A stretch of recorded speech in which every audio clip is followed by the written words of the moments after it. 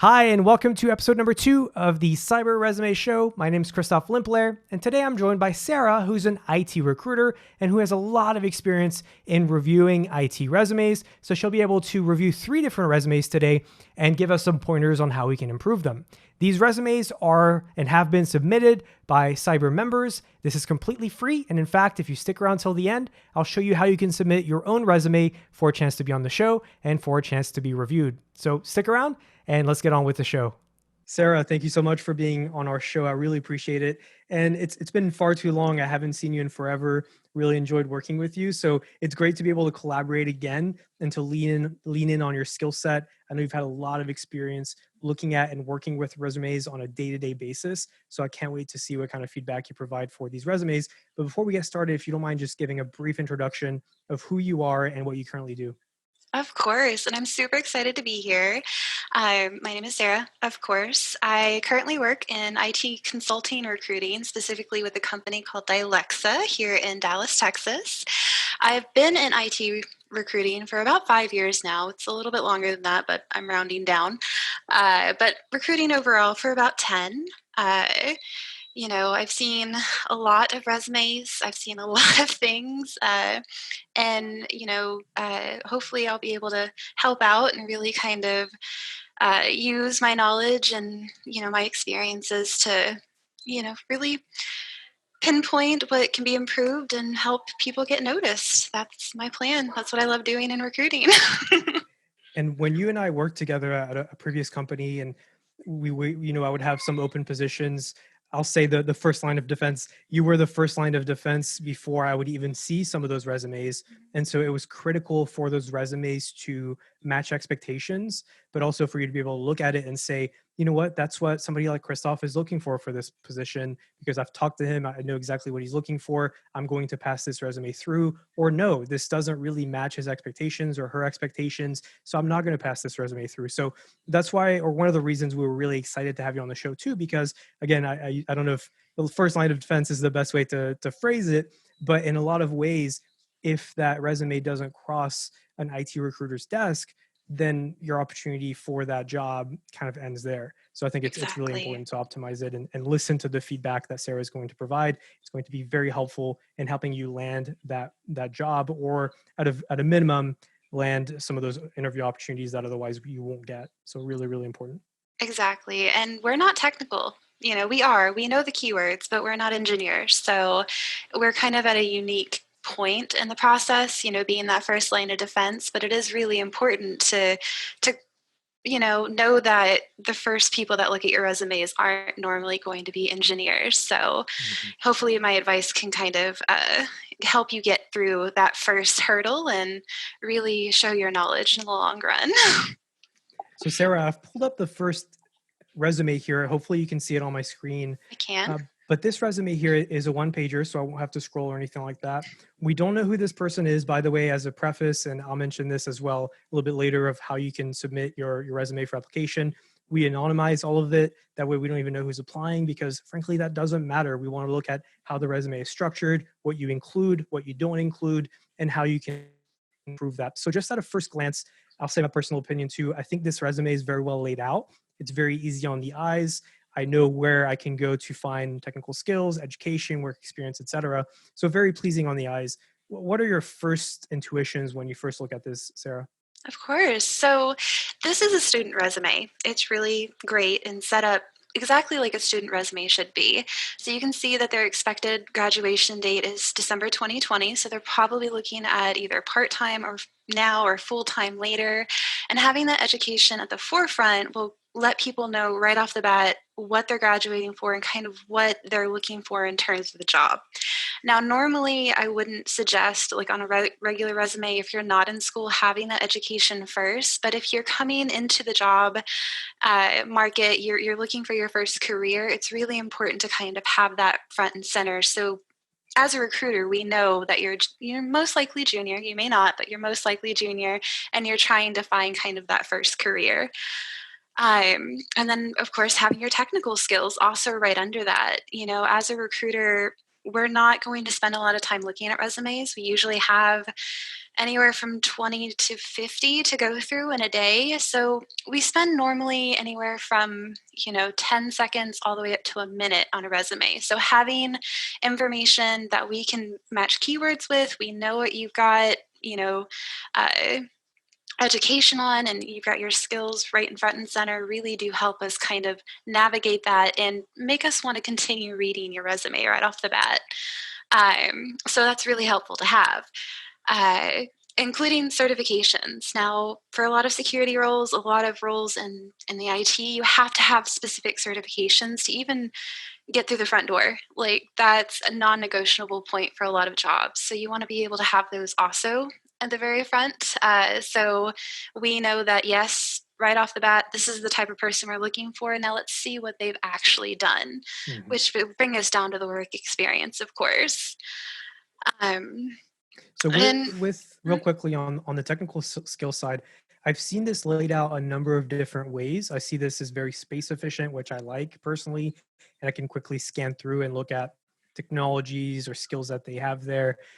How do you feel about how it's laid out? I'm sure you've seen all kinds of different formats for how they lay out technical skills. this one is pretty good. It has skills that are going to be relevant to the position that they're applying for. The one thing that you never want to do is add every single skill you've ever worked on or have knowledge about onto your skills list. You really want to focus and kind of really customize here for what the position is looking for. I always say customize your resume to the job you want. It makes us know that you've looked at the, job posting, you're not spamming your resume out, but it will get you noticed quicker by not only recruiters, but if they have a larger company, a lot of them have automated systems that look for specific keywords. And if you don't have 70% of them on your resume, you're not getting through. Um, so this setup and format's really good. Specifically, they have their security, their tools, and their certifications clear. It doesn't look like they've thrown everything in the kitchen sink on there. And I can skim it easily. Uh, it's not too overdone. It's not hidden somewhere. Mhm. You can do it like this in a list format, or you can do a bullet point. If you don't have a ton, you don't want to make half a page of bullet points. But it's a really clear and concise way to let people know what they know without overburdening the page. And same thing with the bullet points under work experience. They've really used the space efficiently there, but it's still, you can still read it, right? It's not so tiny or not so cramped that it's difficult on the eyes. How do you feel about how it's laid out there? I know they've got some bolding as well, and the way that they've laid it out. What do you think about that? I think the layout is good. You never want to try and, like you said, shove so much information in just to keep it under 1 or 2 pages. But for just basic formatting, especially with internships, I know there's a lot of information that you might have to kind of you work with, or you may not have done a lot for that specific internship, and that's fine. Just make sure your formatting in each kind of section within your work experience is about the same length. So you want to try and stick to anywhere from 3 to 5 bullet points. So I would maybe shorten some. Or combine some bullet points together for the first and the third one, and then for the second one kind of maybe expand on that a little bit, just so it makes it a little more readable. And make sure that if you do use something like bolding or italics, or something to really make certain points stand out, that you do that throughout everything. um, Another great point with resumes here is using quantifiable Mhm. information. As a recruiter, you can put everything, that you developed, this great product, you moved a legacy system from one thing to another. That's all great, but we don't really know what that impact was. And having that impact, especially if you made a large impact, clearly listed, that just gets our attention. It's like, oh, they were able to, make something out of this. They solved Mhm. a problem. Like, that's really impressive. I want to know more about that. So it's very helpful to do. And I see under the Tata Consulting here experience, there are a lot of different key data points mentioned by this person. For Mhm. example, 30% increase of assets being protected in the network, upgraded 3,000 servers, et cetera. this top one on Cengage Learning doesn't seem to have as many quantifiable data points. So that could also be something that they work on adding to that top experience, because I think that's very helpful just to see what they've done and the impact that it's actually had, but also it helps me understand that that person knew about that impact and understood what they were working on. And so to me, that's definitely a very big positive. Exactly. We want to know that you were a part of that project, that you weren't somebody who was just standing by or taking notes. Like, you made an impact, and that's important. It's something you accomplished, so you want to be able to show that off. Perfect. Let's take a look at another one. We can always come back if you have any other additional thoughts after we look at some of the other resumes. But let's switch over to a completely different resume now. And this one, let me zoom out just a tad so we can fit a little bit more on the page. Let me know if you can't see this. Still, it might be a little bit too small. I'll zoom in Uh, if we need to. I don't think it's changed from the last one yet. Okay, good. Perfect. So in this case, we have, let's see, we have two different pages. Okay, so towards the top, we're going to have the professional experience. So already we can see that that's flipped. I know you were talking about having education at the top versus towards the end of the resume, depending on the Oh, situation. one Let's see second, what they put at Christoph. the I can't see bottom. it yet. I'm Oh, still you stuck can't on see the it? other resume. Oh, whoops. Small technical difficulties. Gives me a chance for a drink. Oh, I think I know what's going on. It's my lack of using Zoom the last few times. Okay, let me do this. I'm the same They way. every time I use Zoom now, they change functionality, which Hmm. makes it a little bit tricky if you don't use it daily, which I don't anymore. So let me know if you see it now. There we go.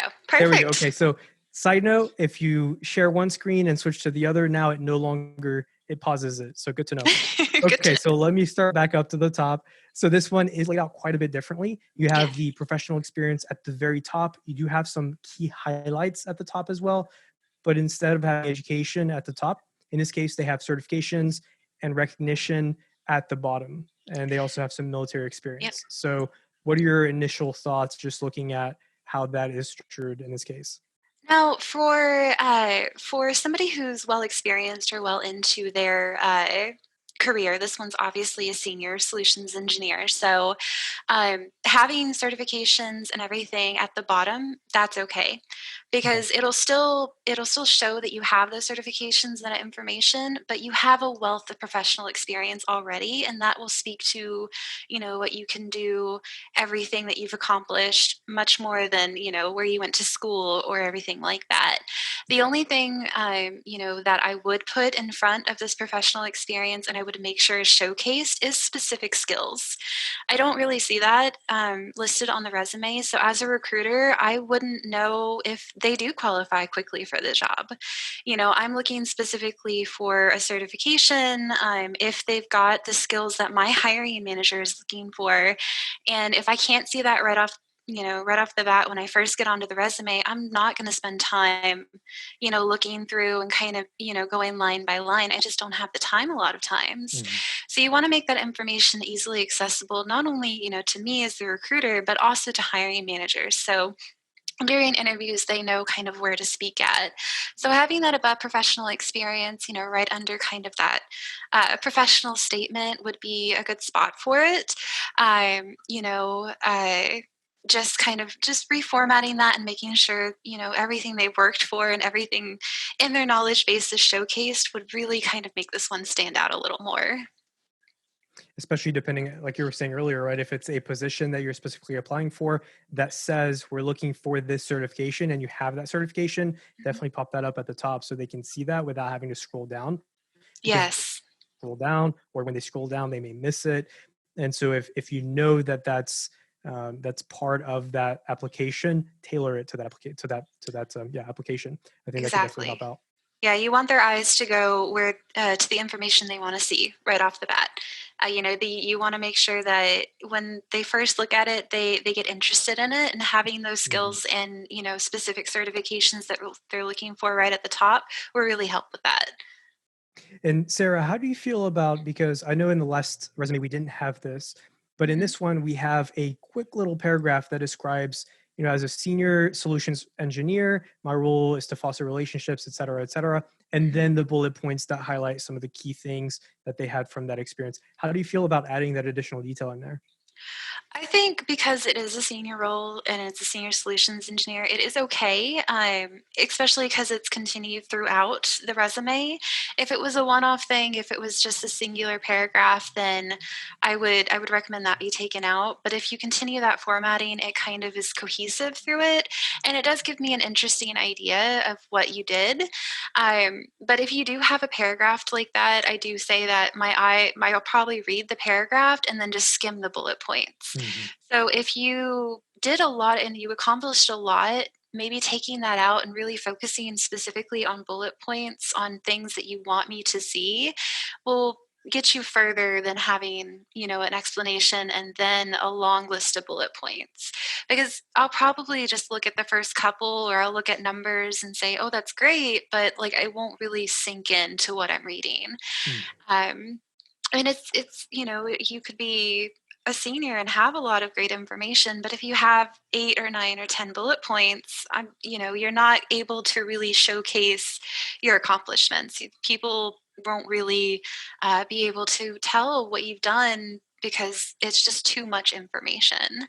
So maybe, even cutting out some of that information and saving those accomplishments for your first interview with your recruiter, or talking more about yourself, outside of your resume is something that you could think about doing as well.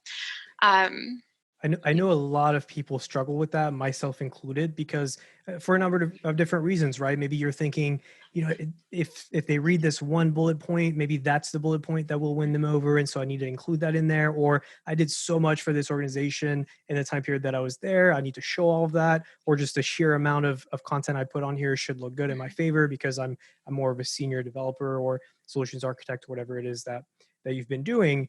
But I think if you're going back to tailoring, and I know this in some cases can be a little bit of a controversial topic because you're saying, I'm not going to necessarily tailor it for every single position that I'm applying to, but I'm of the position and the opinion that that will increase your odds. mhm. So why not spend a few additional minutes to cut out things that are completely unrelated or seem to be completely unrelated to that position? And like you said, instead just focus on those key things that you have done that are highly relevant to that position. To Yeah, me, when I've personally reviewed resumes, I always take that into account. And I appreciate that because I like how succinct it is and I like how tailored it is to that position. So I exactly. think that could tremendously help out. So And really good advice there. if you are one of those people that you want to have all your information, then have some tips that I have for that is have a master resume that you put all of that information on. And then when you go to apply for a job, look at the job details, look at the job expectations, see what they're looking for, and then pare it down and save that resume for that specific company. So you don't have to go and make up bullet points every time. You don't have to kind of cut and paste. You can still keep your information and keep your accomplishments without rewriting every time, but you still are able to quickly and easily cut the information that you Mhm. don't need at that time and really tailor that to the job that you really want. Not only will that make your life easier, but it will also make the recruiter very happy because they know that you've taken time to read what they have out there. That's a really good tip because in the last episode with Tom Sweet, one of the things he did mention is a lot of times when typos get introduced into the resume, it's because you were trying to tailor it at the last second, you rushed it out the door, you didn't review it thoroughly, and that's how those typos slip in. But if you have that master list, if you've already vetted it multiple times and you can just copy and paste or cut out, that can drastically reduce the odds of that one typo slipping in and just Yeah, completely wrecking the resume, right? So that is a really good tip. exactly. Thank you. Yes, and it'll also help with formatting in the long run. You won't have to reformat or change things every single time. Like for example, this resume with the paragraph formatting, it's got for the first two, I think it's got like a short introduction, but for the third one, Mhm. it doesn't have that introduction paragraph, or You're right. Yeah. it's got jobs or things that aren't bolded and that are bolded, like the at the bottom of the page, the March 2014 to November 2017, the October 2015 to November 2017. Like what is that? That is odd. It's good information to have, but it doesn't tell me why that information is there. You always kind of want to double check formatting, make sure it's the same all the way through, and read it out loud. Whenever you before you send it to somebody, so you can kind of take a look, have a friend look at it. So, they can say, hey, what is this? Because, I don't know if that's supposed to be another job or if it's two different jobs under the same company. Maybe they It looks like it switched. is in this case. So Hewlett Packard, and then technical marketing, social media marketing, content, social media marketing manager, technical marketing. So I think they were different positions or different projects at that point in time. So looking at it a little bit further, that does make sense, but I can see where that would look a little bit odd initially. Yeah.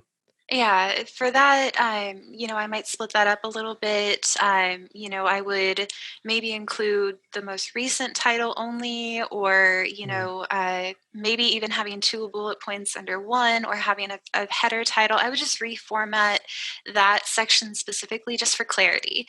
Or you can, put the most recent title and then in that little paragraph, like for the other, say at Hewlett Packard, I started as this and eventually went to technical marketing and social media marketing where I accomplished this, and then have your bullet points. Let the formatting and things that you've already have in your resume work for you. What do you think about some of the other format at the bottom here for certifications, the recognition, additional projects, and military experience? Would you have any thoughts or feedback on that? I think it's okay. It's pretty clear and it works with the formatting from the rest. I think that when you start getting into having a lot of information you need to put into a short area, having bullet points is great. Especially if you have something like military experience or, some type of recognition that you really want to showcase. Having that at the bottom is perfect. I might introduce maybe some lines or something to kind of break up the amount of sections in the bottom, just to add a little bit of additional formatting. But it is good information to have. It shows that you're an accomplished person and you've done a lot with your life. You have a lot to be proud of. Um, but if your resume does ever get longer than this, like it starts teetering on 3 pages, look at, kind of tapering some of this information off if you need to. So speaking of 3 pages and speaking of formatting, let's switch over to the third and last resume, Mhm. because if I remember correctly, there are more than 2 pages. So let me switch Yes. over to that, and it's going to pause the screen sharing. So let me resume. Oh no, I'll get the hang of it. If there was a fourth resume, I would have had it nailed down, but I don't. Okay, you should see it now, maybe. Ah, there it goes. Okay, Yes. awesome. Okay, so this resume does have more than one page or more than 2 pages, and there's a lot of different formatting as well. So Mhm. going back to comparing to the first resume where you had some of the separation lines, here you also have a separating line. I've seen charts, I've seen lines, I've seen a lot of different formats and structures. I've also heard that some application tracking systems don't always work properly if you have Mhm. charts or things like that. So in general, what do you think are the formatting structures to stay away from? And what are some of the ones that should be used and can definitely help make your resume stand out? Of course. So with formatting in general, there are things that you can add to make yourself stand out. You can add like a pop of color to your header. You can add, lines. You can really kind of showcase different skills in different ways by having, stuff on the left hand side and maybe a separate little box just to kind of keep things organized and short. But as you said, with ATSs, a lot of times it has difficulty. When you submit your resume to an applicant tracking system, if you have overly complicated graphics, like a pie graph or even the skill bars, that doesn't really translate to those systems. So you're not going to see that information when that it gets pulled from your resume and ported in, especially if they use an automatic system. Sometimes when you submit your resume, even if you have those skills, if they don't get translated correctly into the applicant tracking system, it's not going to show that you have them at all. So you'll get an automatic disqualification. So you really want to stick to clean formats, really kind of using lines to break things up. You want to stay away from including any type of picture, like a picture of your face. Generally, those aren't really seen a lot anymore, but I know that was really popular a few years ago. People shouldn't be basing, who you are off of, the way you look. So we tend to kind of stay away from those. Plus, it just takes up a lot of space on your resume. And, try and keep things short and concise. Too much information, really past 2 pages, not a lot of people are going to be looking at that. I have seen resumes where it deserved a third page, but that's 30 years of experience. That's a Mhm. lot of jobs. Usually keep it to the jobs you've had in the last 10 years. Explain additional experience in the interviews rather than on your resume, and really showcase your skills and qualifications that you're working on now. Because if you've got too much information, you've got too many bar graphs, it makes it look pretty, but it's really not going to make it past the first kind of round. So, Sarah, I want to touch on this, and I'll briefly mention it before I mention something else. Otherwise, I'll forget. But here it does say around 18 years of experience. And Mhm. frankly, just looking at this first page alone, because of how it's structured and what's displayed on that first page, I would not guess that it was 18 years of experience. I would think it's Mhm. fewer than that. But before we tackle that challenge, if you go towards the bottom, Sarah, where you have personal details, you have nationality, you have date of birth, email ID, marital status, Mhm. language known, and passport, can you shed some light on when this would make sense to include versus not? And if you've seen Of this used course. before, do you recommend it and so on? I have seen it because I've seen resumes for meant for companies that are maybe housed outside the country, and this is information that they expect. But as a recruiter who's solely worked in the U.S. and hired for U.S.-based companies, this information isn't recommended to actually have on a resume if you're applying for a U.S.-based company. We have really strict regulations about what we can and can't take into consideration during the interview process, or even ask about, and that includes nationality, date of birth, marital status. That's just not information that we need. Now, that might be different for other countries. So, of course, if you're applying for another country or you live somewhere else, use the best practices that you've seen and that you understand to get a job there. But in the US, I wouldn't include any of this at all. On a basic resume for personal information, name, phone number, email, portfolio or LinkedIn or, GitHub or whatever you're using to share your programming knowledge is about the basis of personal information that we need about you. And I wanted to include it in this because I've personally never seen that before.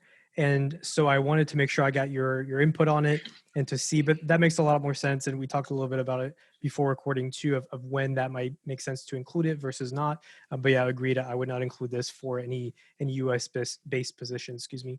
So Yeah. going back to the around 18 years of experience in IT in the industry before I scroll to some of the other pages here. So we do have a quick summary of what they've done in the past 18 years. Mhm. Then you've got education qualifications under technical skills, PHP 5.6, MySQL or MySQL, HTML, CSS, Bootstrap, and JavaScript. And then major strengths, project management, web and mobile application development, security management, quality assurance.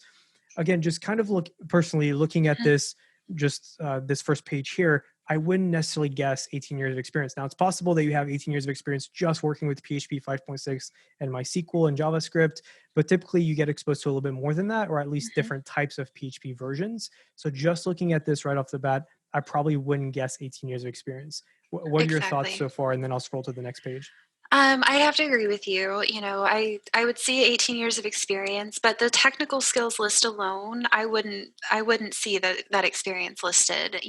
This first page, kind of your skills list, your major strengths, whatever you put right at the top is going to be what recruiters focus on the most. So you really want to showcase the skills that, not only pertain to what you're strongest in, but what the company is looking for.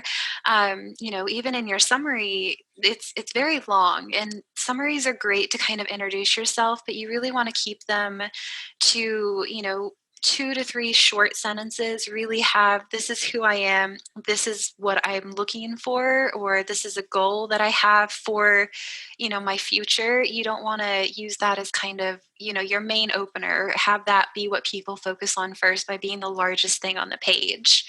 And really kind of fill out those technical skills. If you got them, use them. Really kind of put what out there, and use your skills, be proud of what you've done and, showcase that for the recruiter. Absolutely. And the other thing too, I would say is especially when compared to the other two resumes we looked at with the use of space. And I will preface by saying sometimes when we receive these, the formatting gets wonky in transition, right? We might use different software and it breaks the formatting. But right off the bat, I would say that there's a lot of white space here that could be used a little bit more efficiently so Mhm. that it's not spanning across, I think, yeah, 4 pages. Yeah. So this is a 4 page resume, which is getting really lengthy, right? Especially for Yes. 18 years. You said you've seen some 3 page resumes in the past for 30 years of experience. In this case, roughly half of that. This should definitely fit, hopefully, in 2 pages. I would Mhm. try to squeeze it into that. But what are some of the things that are really jumping out at you that could be improved really quickly for this resume? Of course. So, specifically with this resume, because there are different jobs, you've got work experience, websites you've worked on, kind of intermixed with mobile. It's a little bit confusing to look at right off, So as a recruiter, I don't know where to focus, right? Mhm. So I would suggest instead of doing a paragraph form, really focus on specific bullet points. Break that paragraph into bullet points for this one because if you have 18 years of experience, you might have a lot of information, and having just bullet points rather than a paragraph will allow you to lay out that information quickly and clearly so I can see it right off without having to, sit there and read. Because if there's a paragraph, they're going to, skim it. They might not get all the information out of it that you want. And so you might not make it to that next round. Um, I would also suggest, making sure that the employers are all bunched in one place, and then you take time to focus on maybe different websites and, mobile stuff that you've done, just so it kind of keeps it in one area. Mm. So we know kind of what the full range of your experience is without moving on to your projects, and, we have something to focus on. And then specifically with your projects too, don't try and include direct links. If you do, maybe hyperlinks. If you have one or two projects that you want to kind of showcase, that send them to either the App Store or a specific website. But if you have a lot of projects, you have a lot of stuff that you really want people to look at, try and put it in a portfolio, and then put that portfolio link in the very header of your page, like right next to your name and your email and your phone number. So we have somewhere to go and really kind of dive into that without clicking back and forth and kind of, hoping we've seen everything. So what you were saying too is to clarify it with the work experience, maybe having all of the work experience up front and then having a separate section that's just for projects where you list those websites, you list the mobile apps, and instead of having I'll call it the ugly links, the hyperlinks that you can share here, instead hyperlinking that says Android free native app. That way it hides that long URL, saves on space, looks a little bit cleaner. That's what you're referring to, right? Yes, Okay, correct. perfect. Let me switch over to the last slide before we wrap up here, since we are running out of time. So they also have more websites listed here, another employee here, and then keep projects done, I'm assuming for that employer as well. So yeah, just kind of consolidating all of that, I agree would definitely help, because right now it's chopping up the resume. And so as you're saying, it's hard for the eyes to know what they're looking at. Mhm. And then also adding in those bullet points, as you were saying earlier, just helping format it a little bit differently, I think could help the resume get improved leaps and bounds above. So, Yeah. Sarah, anything else last minute changes or suggestions you can think of? Um, for you might work on a lot of different projects and a lot of different things. You might have a lot of things that you want to showcase, but on a resume, you really want to focus on, things that you want to showcase to the recruiter. You want to try and humanize yourself as much as possible because, at first you're just a piece of paper. So you might want to add all this information, show all these websites, show what you can do, but having more information can be much more harmful to you than having too little information. So, don't overcomplicate things for yourself or overthink it when creating a resume. Try and, do what we said earlier, put everything on one and then really pare it down to give the person that you're trying to get a job with the best picture of who you are, make them interested enough and, make them want to know you as a human and as a possible team member.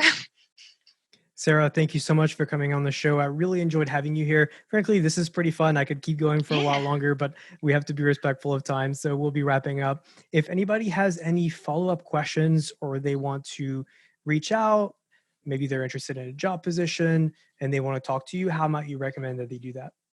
Oh, I'm, always available on LinkedIn. I'm pretty popular there. Or, if you don't do LinkedIn or, you're not comfortable with networking yet, you can always reach out through, the Dialexa site. I'm the one, under our careers page, dialexa.com. I'm always there to kind of help, kind of guide resources, helping kind of build confidence as a candidate and, make connections is my favorite part of, recruiting. It gives me life. So anything I can do to help, any questions, I'm more than happy to, be a part of. And, I hope to join your next networking, opportunity as well. So I'll be there. So if we can't connect anywhere else, we can at least get me there. Perfect. And she's referencing to the beer and chill, which is available on our Discord server. We try to have those every 3 weeks, give or take. You can go to cyber.com/Discord if you'd be interested in, number one, joining a growing community of people in the cybersec field, but number two, also being part of the beer and chill event. So definitely hope to see you there, Sarah. Sarah, thanks Yes. again. Really appreciate it. Hope you have a great rest of your evening. Thanks so much. It's been a blast and, we'll chat soon. All Thanks. right. Talk to you soon. Bye. So if you found this show helpful, please subscribe on YouTube to make sure that you don't miss any of the future episodes. In future episodes, we will review between 3 and 4 different resumes, which, by the way, if you want to submit your own, again, go to cyber.com/resume-review for that application process. It's free and it's super simple. And then what we'll do is we'll take 3 to 4 different resumes each time we have a new episode in the show. And then we'll also invite a guest. And those guests could be IT hiring managers, or they could be HR leaders, they could be IT recruiters, just anybody that has a lot of different experience with reviewing resumes and opening as well as accepting different candidates for their different positions. So again, subscribe to our channel to not miss any future updates and go ahead and submit your own resume for application. Thanks for watching and see you next time.